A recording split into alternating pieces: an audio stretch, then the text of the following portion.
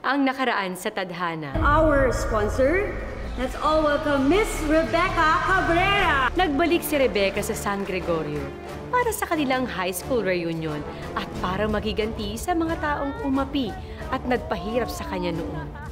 Boom! Samantalang, sino ang misteryosang babae na bigla na lang umeksena? Hoy, tigil!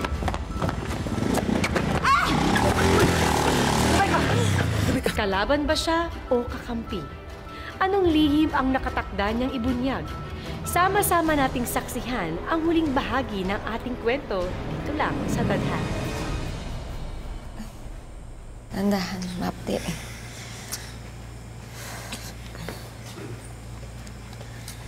Ano nangyari? May umaaligid ho sa tapat ng bahay. Baka tauhan ng mga tsuwa. Kita ka ba? I don't think so. Maingat ako. Isa pa, mukhang naunang pumunta yung tao na yun dito bago pa kami dumating. Rebecca, kailangan natin bilisan na. Yung pagpaplano sa company ni Dayan. Kailangan putulin natin ang pera, ang pondo ng mga tsuwa para wala silang magamit sa kampanya.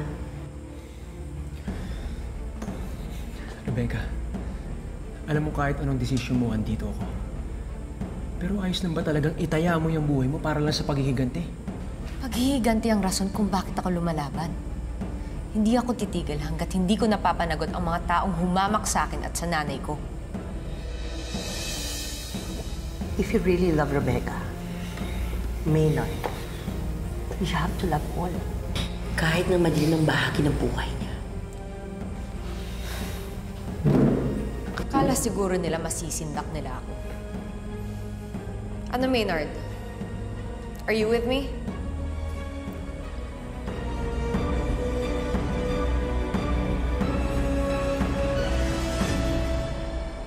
Hey, Ann. What is it with that Rebecca that irks you? Akala ba friends kayo back in high school? Friend is a stretch. Oh. Pero she looks like a nice person. Ah, talaga ba? Ito naman, Han. Ang cute mo magselos.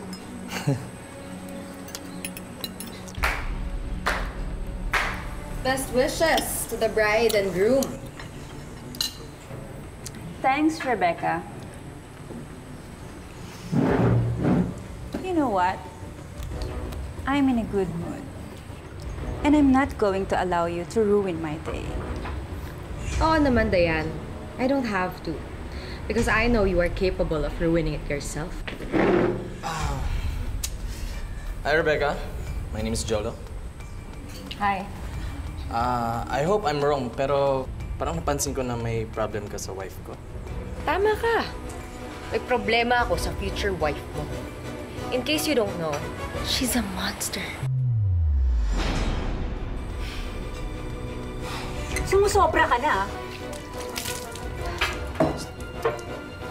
Do I have to remind you of your place? You pig! Akala mo matatakot ako sa pinadala mong tao sa bahay para takutin ako? What the hell are you talking about? Huwag ka nang mag-deny pa. Huwag ka mag-alala. Papapuntahin kita sa impyerno. Parang reunion. Kasalubungin ka ng tatay mo sa impyerno! Ah, ganun. Sabing tama na eh. Ako hindi ako pumapatol sa babae, pero kapag hindi ako Too bad. Pumpatol ako sa lalaki. Talagang kayo nakikila. Han, tama na. Sige na. Okay. Sige na. I leave you two alone. It's gonna be a long day.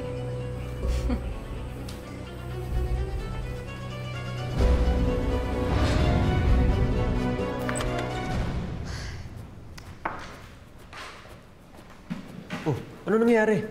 Ba't basa yung damit mo? Hayop na Dayan yan. Talagang binuhusan pa ako ng tubig. Are you fine with all of this? Yes, I am, Maynard. Ikaw ba? Because I can't have you keep on second-guessing me every step of the way. I just don't want you to get hurt. Yun na nga eh. I've been hurting. Now it's time for them to feel my pain. Siya nga pala. Nakaset na nga pala yung meeting with Dayan. Sasabihan ko na lang si Esther. Kukunin ko ang lahat kay Dayan. tulad ng ginawa niya sa akin.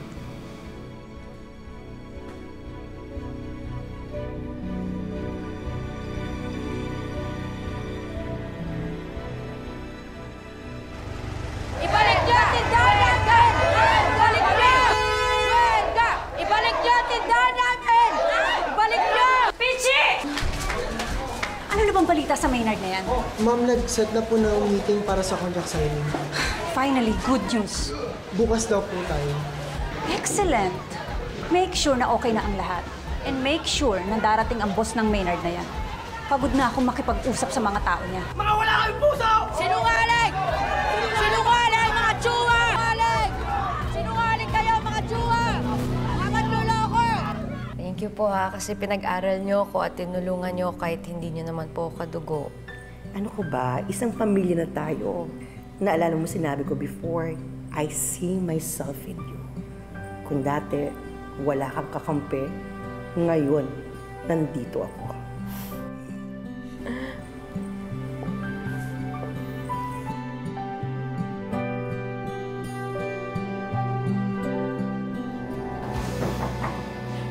Come in. Dayan, nandiyan na po si...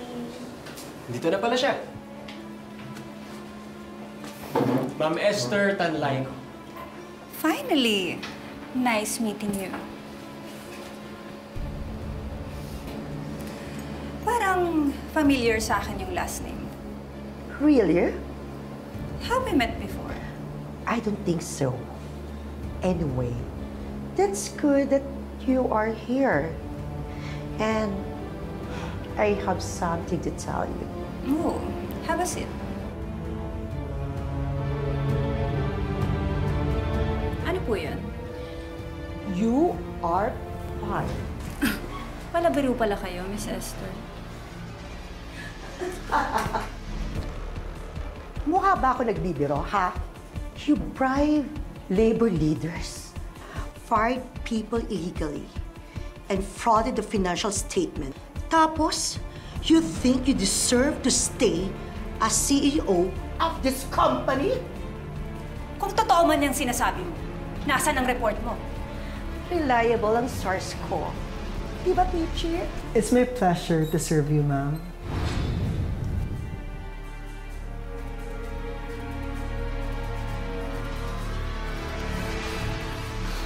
Walang iya, kahayop ka! Sige, subukan mo. Idedemanda kita. You can't fire me. I own the majority of this company. Dati, binili ng tatay mo ang dating palengke. Binigay niya mga shares niya sa mga tao niya. At ngayon, ako na ang bumili ng mga shares sa mga tao niya. At ngayon, ako na ang may-ari ng company nito. No! Imposible yan! If I were you, talk to my new CEO of this company. Talaga? Sino? That's it. First order of business, ipakulong yung babae niyan laban sa mga kaso ng kumpanyang to. Ayan, Jowa. Inaristo ka namin sa salang falsification of record. This can't be happening. No! Bitawan niyo ako! Bitawan niyo ako! Ano ba? What's happening now, my dear? Ladies and gentlemen, here comes the bride. Walang niya kayo! Babalikan ko kayo! Bitawan niyo ako!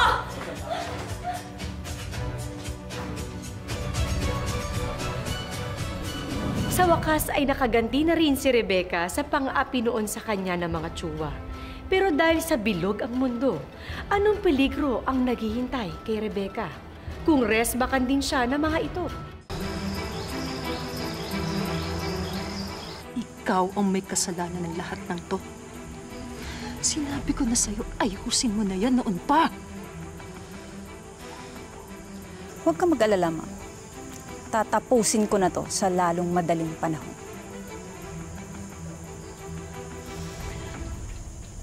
I can't have you ruining my campaign. Don't worry, Ma'am. Pupunuin ko ng media yung kasal ko. Tapos mamimigay tayo ng mga ayuda. I-distract mo lang yung mga timawa ng San Gregorio. Makakalimutan nila yung problema. Alam mo, hindi mo na dapat gawin yan eh. Kung niligpit mo na sila, umpisa pa lang. Paano kung bumalik ulit yun? Ha? At gumanti? Tingnan ko lang kung makaganti pa siya kapag nasa ilalim na siya ng lupa.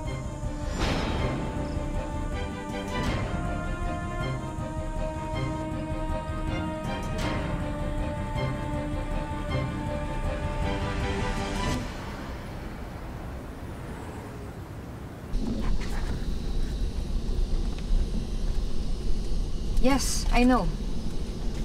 Pero bail lang naman yun. Sa lakas ng ebidensya natin, sigurado akong makukulong siya. Basta mag-iingat ka. Mas delikado na ngayon. Teka, parang may sumusunod sa akin. Ha? Nasaan ka ba? Update kita. I need to go. I need to focus on the road. Rebecca? Rebecca?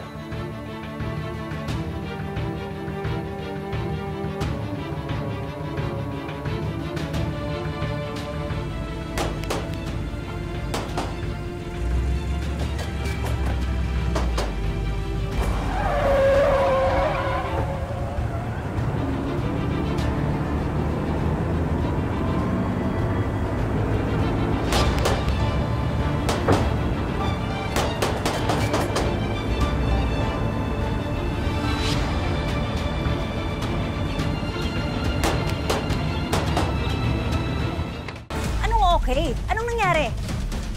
Okay na po, pinagbabaril namin yung target. Sumalpok mo yung kotse, sumabog. Good. Very good. Patay na po siya.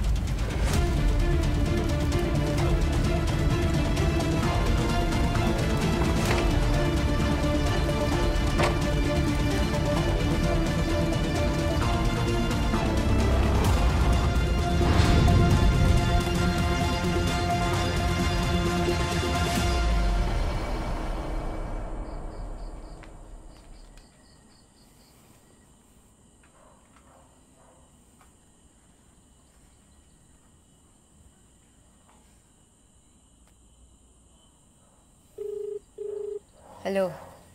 Nasaan ka? Binalita sa TV, sumabog yung kotse mo. Mga tao ni Dayan. Pero nakatakas naman ako. Buti nga yun eh, para maisip nila na patay na ako. Nasaan ka nga? Ite-text ko sa'yo. Ligtas naman ako ngayon. Ingat ka, ha? Mahal kita, Rebecca. Alam ko. Salamat.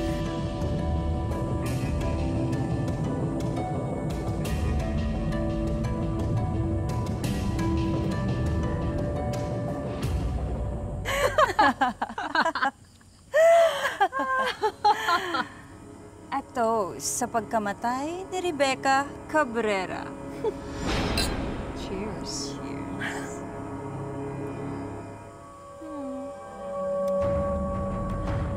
Sa akin ka talaga nagmana, no? Your dad is a violent man. But he never had the guts to finish what he started. I always end up cleaning after him. And cleaning him is the best thing I ever did.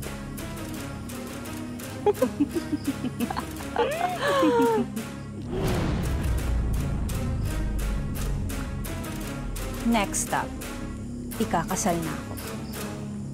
Tapos nun, your re-election. Pag nakasal ka na kay Joe, make sure you hold him by the balls. And he doesn't get any ideas. I'm making sure they know the queen is back.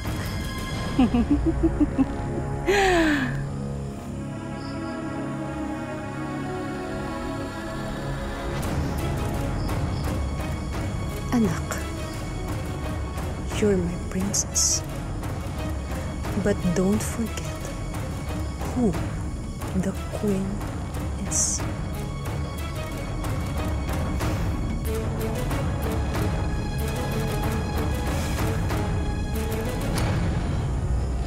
You're getting married tomorrow. It's time to rest.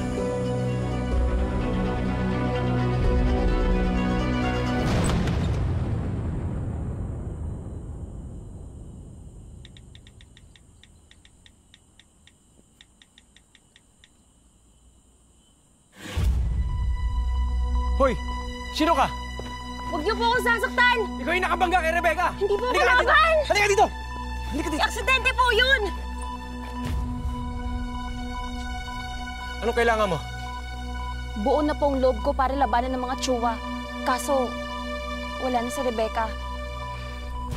Pumunta po ako dito para tignan kung may mga kaibigan o kamag-anak pa siya. Bakit? Para po dito. Gusto kong malaman niyo kung anong nilalaman nito. Sino ka ba? Ako po si Berna. Wala po akong binabalak na masama. Gusto ko lamang po ito ibigay. Napanood ko po si Rebecca. Naalala ko yung mga sinabi sa akin ng aking kuya bago siya nawala. Bago pa lang si kuya sa grupo ni Mayor Chua, inutusan siyang sunugin ng CCTV footage. Kaso, kilala ni kuya yung namatay. Si Aling Belen. Siya po yung tumulong sa amin nung namatay po yung nanay namin.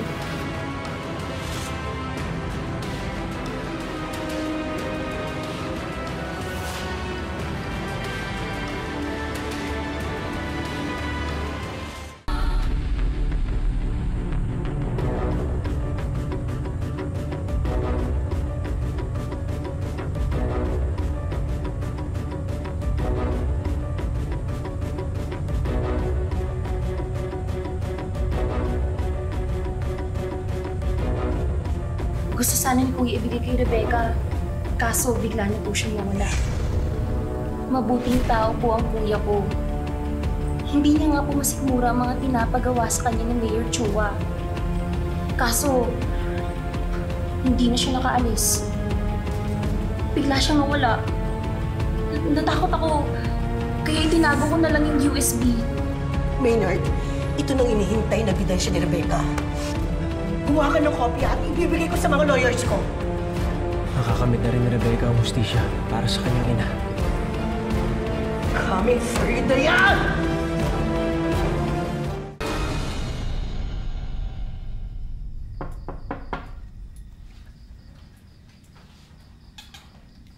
Sino yan? Si Maynard to. Walang pala.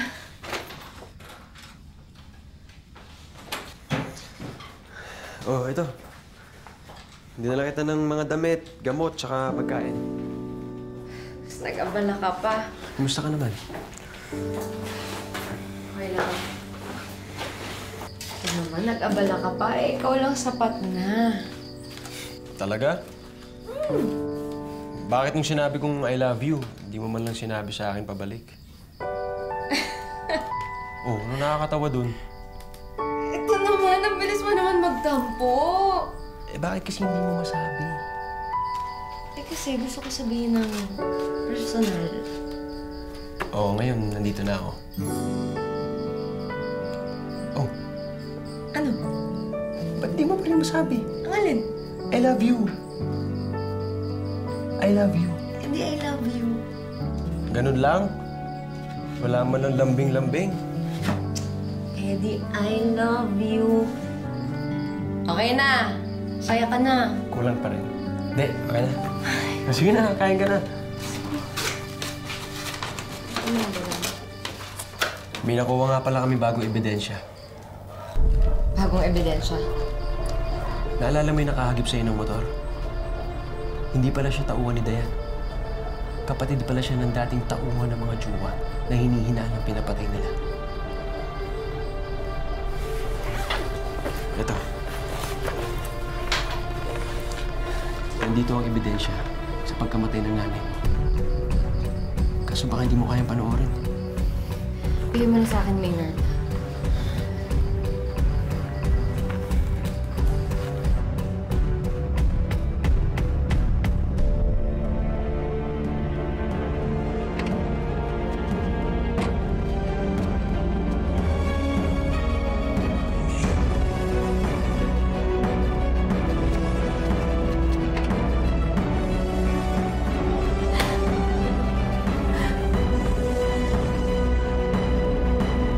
Magbabayad sila sa'yo, Nay! Magbabayad sila sa'yo! Simply stunning.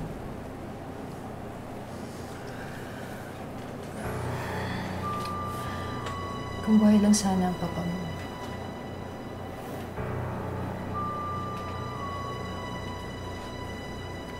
He would have ruined your face. I guess, ikaw ang savior ko. Always, Iha.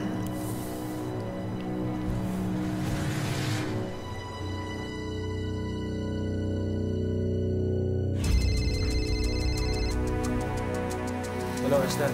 Papunta na sa kasalindayan ng mga polis. Sasabihin ko kay Rebecca. Mag-iingat kayo, ha?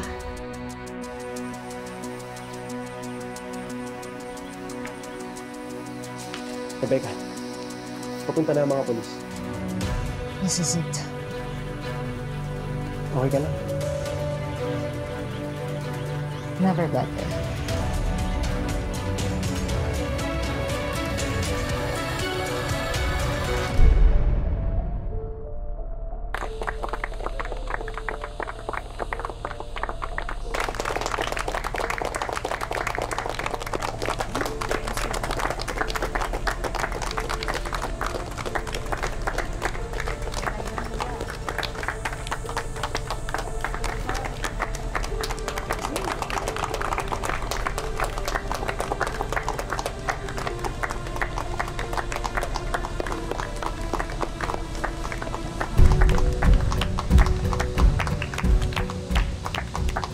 Mga kapatid sa pananampalataya, narito tayo ngayon upang saksihan ang pag-iisang dibdib ni Dayan Chua at ni Jolo Arcangel. Kung mayroon mang isa sa inyo na tumututol sa kasalang ito, magsalita na ngayon o manahimik habang buhay. Tigil ang kasal!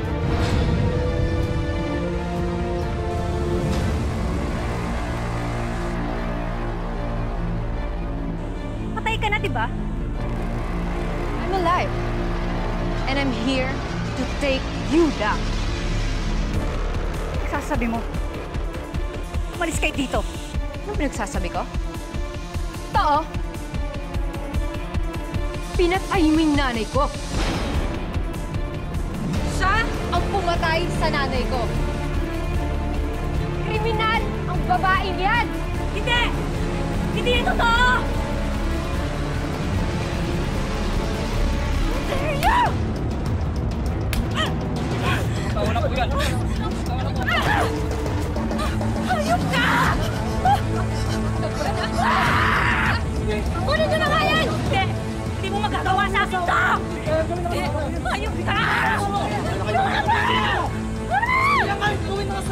Ano ba? Anak ko yan! Bitawan na! Hindi ako kriminal! Kriminal! Ano ba nasasabi? Ano ba?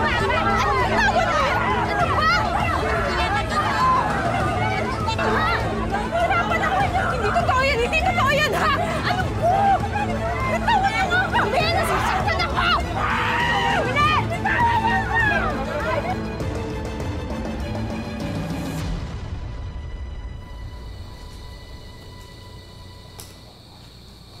Tapos na ang pag-iiganti mo. Nakulong na si Dayan pati ang kanyang ina. Natalo na rin sila sa eleksyon. So, ano susunod mong plano? Siyempre, tutuparin ko po ang pangako ko sa inyo. At susuklian ko lahat ng ginawa mo para sa akin. Hindi mo na kailangan gawin yan. Palitan mo na ang galit ng saya. At sigurado ko, yun ang gusto ng nanay mo para sa'yo. Let's go! Enjoy the love while it is there. Enjoy it, especially when it is true. Ano ba pinag-uusapan niyo? Wala lang, sinasabihan ko lang ang anak ko na mag-ingat sa mga lalaking maganda ang ngiti. Sige po, alis na po kami.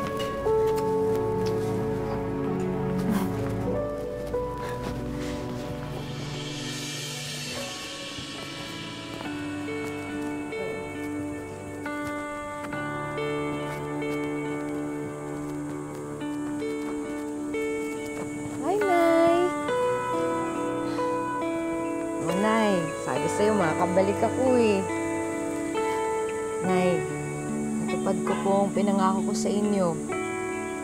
Nakamit ko ang hustisya. Tsaka, Nay, ito nga po pala si Maynard, ang mapapangasawa ko. Hello po, Nay. Nay, maraming salamat po sa lahat, ha. Mahal na mahal po kita.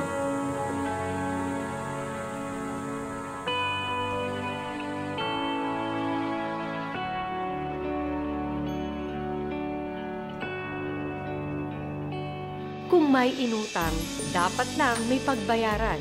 Kung may ginawang masama ang iyong kapwa, may hustisya sa dulong nag-aabang. Pero para tunay na lumaya mula sa galit sa inyong puso at mabuhay ng masaya at mapayapa, ang tanging daan ay kapatawaran. Ang buhay ay hindi lamang isang daan na iginuhit para sa atin. Ito ay sangang daan na nagbibigay sa atin ng maraming pagkakataon na pumili at tahakin ang sarili nating tadhana. Magandang hapon, ako po si Marian Rivera.